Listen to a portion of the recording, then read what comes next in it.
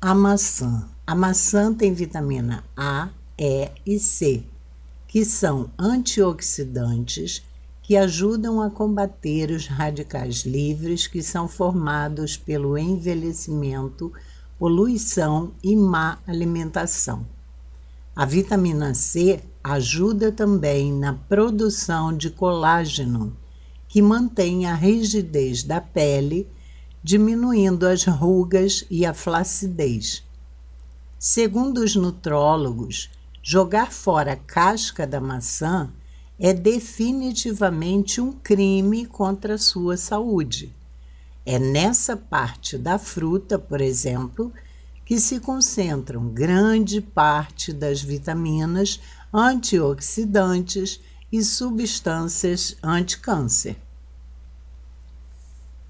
Entre os benefícios da maçã, nós vemos muitos. 1. Melhora a função cerebral.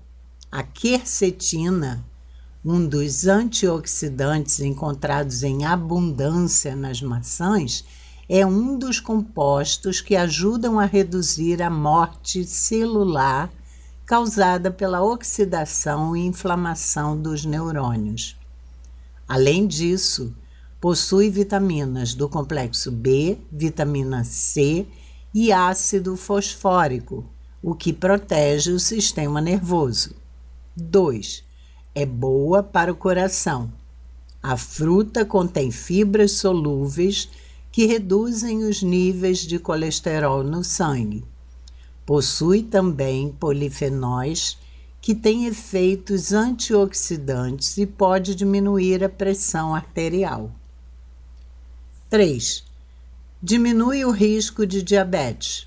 Estudos associaram a ingestão de maçãs a um menor risco de diabetes tipo 2. Comer uma maçã por dia reduz o risco de desenvolver a doença em 28%. Os polifenóis presentes nas frutas previnem danos nos tecidos das células beta do pâncreas, que produzem a insulina no corpo e são frequentemente prejudicadas nas pessoas com diabetes tipo 2. 4. Afasta a prisão de ventre. Consumir bastante fibra é um método simples que alivia a constipação. As maçãs são ideais para evitar esse problema devido ao seu alto teor de fibras. Mas é importante consumir a fruta com a casca, pois é nela que contém a maior quantidade de fibra da fruta. 5. Previne o câncer. Pessoas que consumiam uma maçã por dia tinham menos riscos de desenvolver diversos tipos de cânceres. Para chegar a essa conclusão, os estudiosos avaliaram 40 pesquisas e notaram que a maçã diminui o risco de câncer de pulmão, intestino, boca, sistema digestivo e até mesmo de câncer de mama. 6. Combate a asma. As maçãs são ricas em antioxidantes que podem proteger os pulmões de danos oxidativos. Comer cerca de 15% de uma maçã grande por dia já diminui em 10% a chance da doença aparecer. E a maçã também regula o sistema imunológico e reduz a inflamação devido à quercetina presente na casca. 7. Previne cáries. As fibras limpam os dentes, enquanto as propriedades antibacterianas do alimento impedem que bactérias e vírus infectem a boca. Além disso, as maçãs também estimulam a secreção de saliva, um composto alcalino, reduzindo a capacidade das bactérias se multiplicarem e crescerem na boca, o que previne o aparecimento de cáries e mantém a saúde bucal. 8.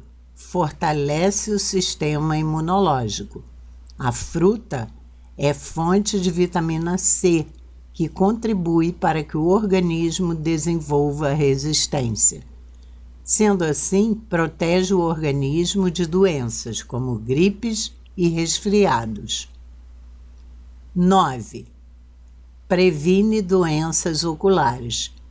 Ajuda a prevenir doenças oculares como a degeneração macular, a catarata e o glaucoma.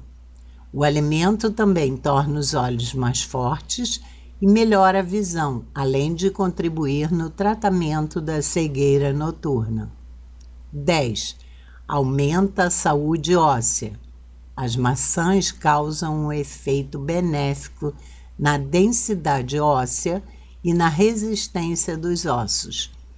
Elas protegem contra a osteoporose, que é a deterioração do osso e um aumento do risco de fraturas. Pessoas que consomem mais o alimento perdem menos cálcio, que é um mineral essencial para a construção e manutenção dos ossos. 11. Diminui o colesterol. As maçãs contêm pectina, uma fibra natural que reduz o colesterol ruim do organismo. O consumo de maçãs inteiras reduziram o colesterol em voluntários saudáveis. 12. Retarda o envelhecimento. A fruta é rica em taninos e flavonoides, que são fitonutrientes que agem como antioxidantes, adstringentes e anti-inflamatórios. Por essa razão, quem consome a fruta com frequência previne o envelhecimento precoce. 2 maçãs diminuem o colesterol em mulheres após a menopausa. 13. Alivia problemas de estômago. As fibras da maçã formam um gel que tem atuação direta na proteção da mucosa gástrica. Dessa forma, alivia o desconforto característico da gastrite, que é uma inflamação do revestimento do estômago. E por ser fonte de cálcio, magnésio e potássio, o consumo da fruta alivia os sintomas do refluxo ácido, problema que ocorre quando o ácido do estômago sobe para o esôfago. Uma maçã depois de uma refeição ou antes de dormir neutraliza esse ácido, criando um ambiente alcalino no estômago. Mas a maçã também possui seus malefícios.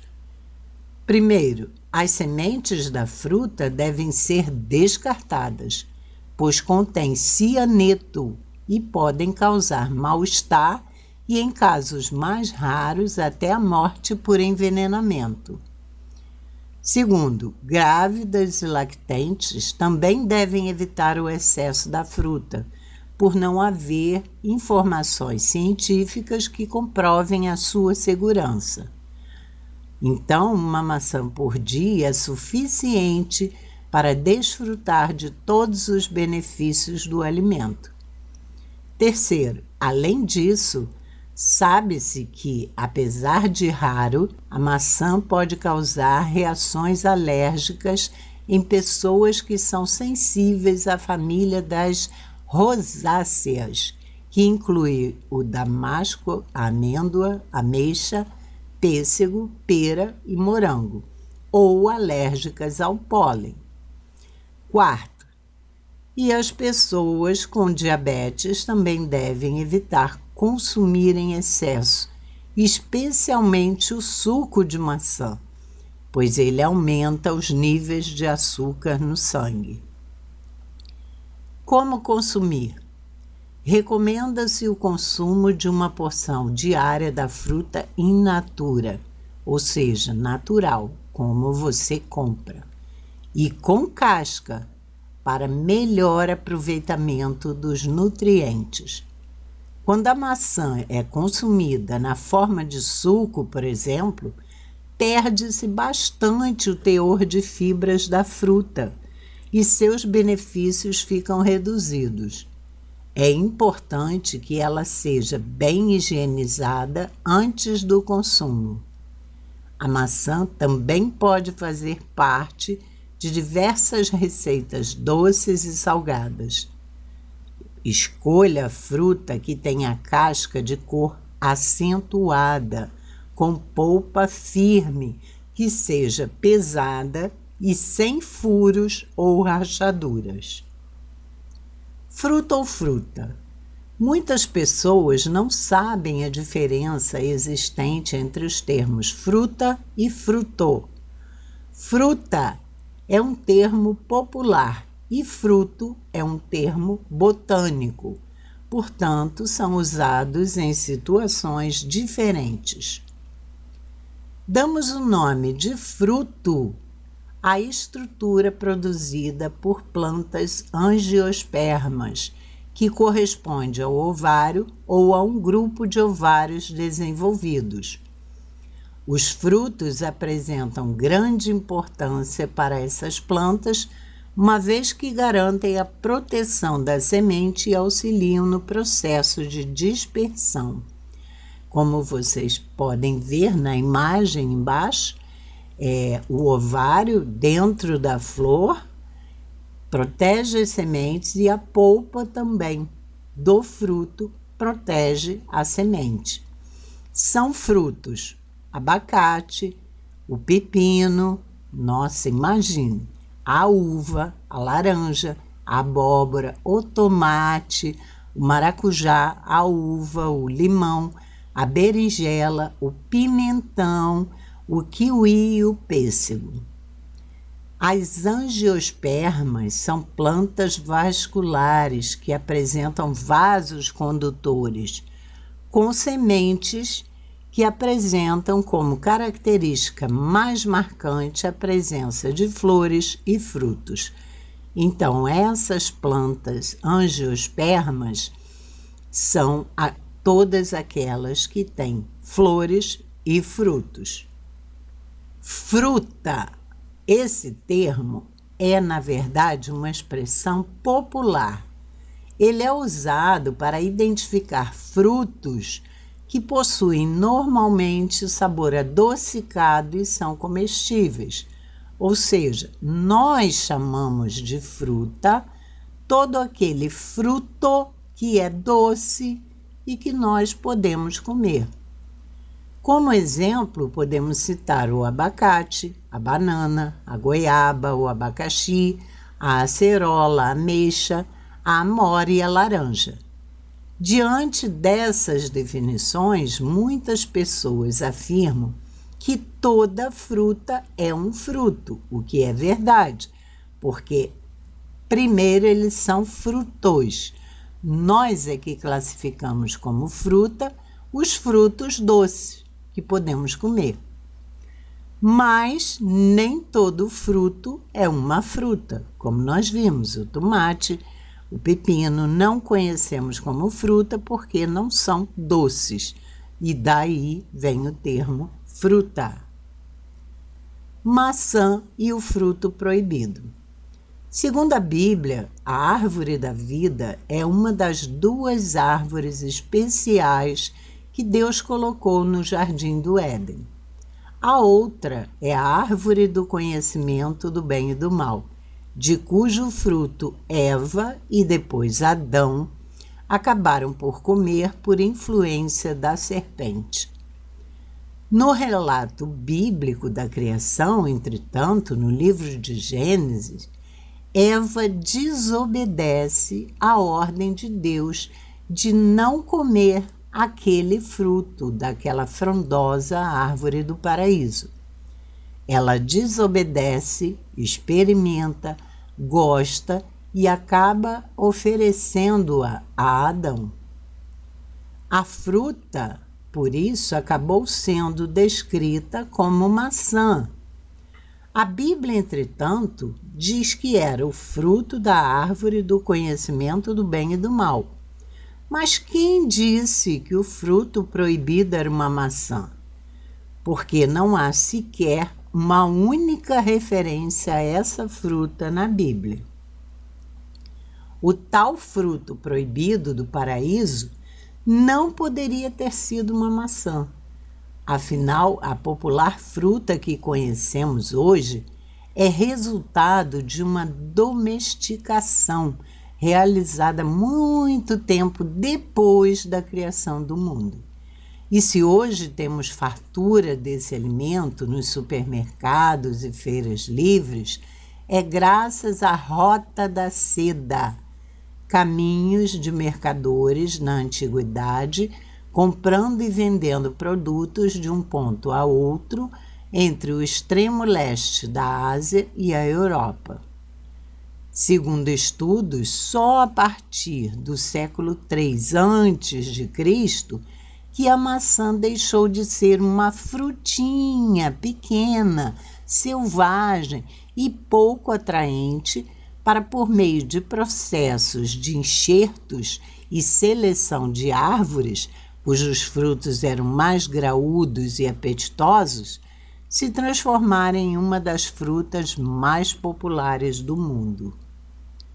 Mas a maçã moderna seria um híbrido de pelo menos 4 espécies silvestres. Aí veio o papel da Rota da Seda. Em busca de frutos que fossem mais atraentes ao mercado, os agricultores daquela época começaram a selecionar as árvores que produziam maçãs mais apetitosas e a realizar enxertos, que é uma técnica horticultural que consiste em juntar partes, como galhos de plantas diferentes, para que cresçam juntas, formando uma nova espécie. Esses cruzamentos foram resultando em frutos mais semelhantes aos de hoje. Portanto, a maçã era uma frutinha pequena, sem atrativo no gosto, no paladar e bem pequena aos olhos dos homens. Então, esses agricultores, através da Rota da Seda, eles foram buscando árvores que produziam maçãs mais gostosas, mais apetitosas e outras maiores, cada vez maiores, e através dessa técnica de enxertos conseguiram chegar à maçã de hoje. Mas naquela época ela não poderia ter sido o fruto proibido, porque ela não tinha o menor atrativo para Eva.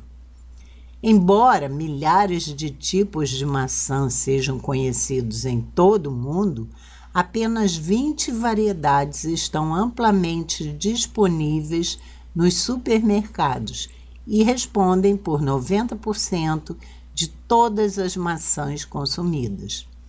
As maçãs foram uma das primeiras frutas cultivadas por seres humanos e têm sido uma das frutas mais importantes do globo, tanto para comida quanto para bebida.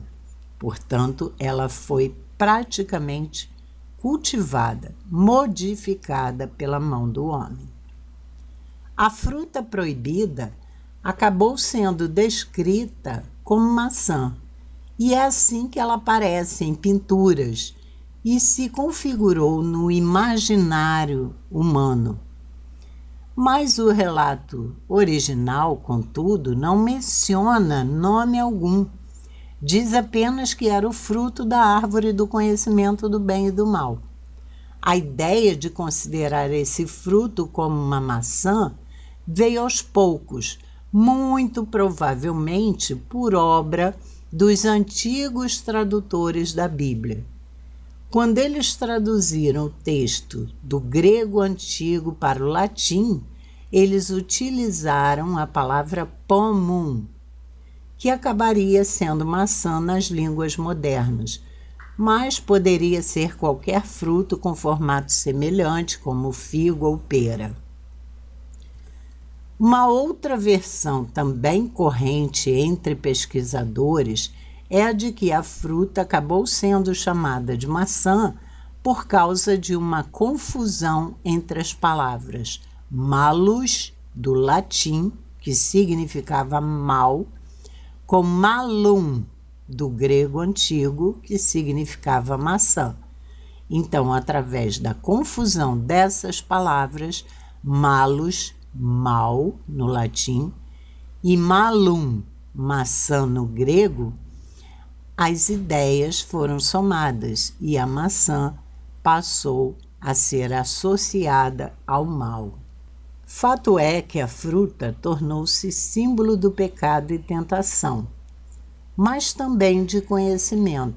A historiadora Jenny afirma que a maçã traz, nas diversas culturas pelo mundo, significados de amor, imortalidade, dom e amizade.